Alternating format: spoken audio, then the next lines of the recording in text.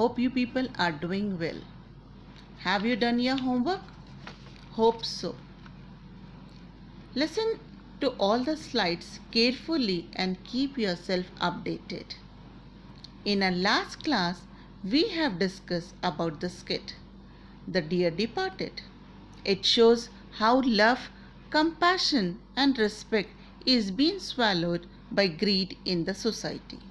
We have seen the selfish and greedy nature of Elizabeth and Emilia, how they have neglected their duties, how they have hurt the feelings of their father.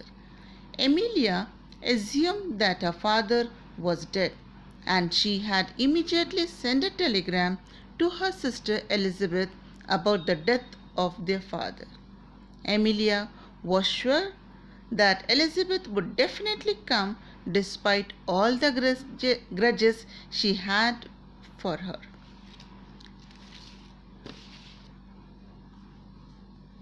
Emilia asked her husband to wear the new slipper of her father as his slippers were worn out.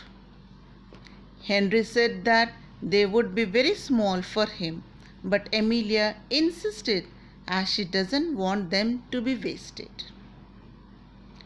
She has finished laying the table. Emilia liked her father's bureau and wanted to have it. Henry advised her to arrange with Elizabeth when they would be arranging things. Emilia wanted to have it before her sister came because she knew very well that they would drive a hard bargain over it. Hard bargain means, children, work hard to negotiate agreement in one's favor. She also suggests that they should replace their shabby old chest of drawers with the valuable bureau of her father, which is in his bedroom. She points to the drawer. Henry agrees to do it after some hesitation. Emilia fastened the door and asked Henry to remove his coat and help her to bring the bureau down. Victoria appears dressed according to her mother's instructions. Seeing her father, she asked why he had removed his coat. Henry replied he and Emilia were going to shift the bureau down.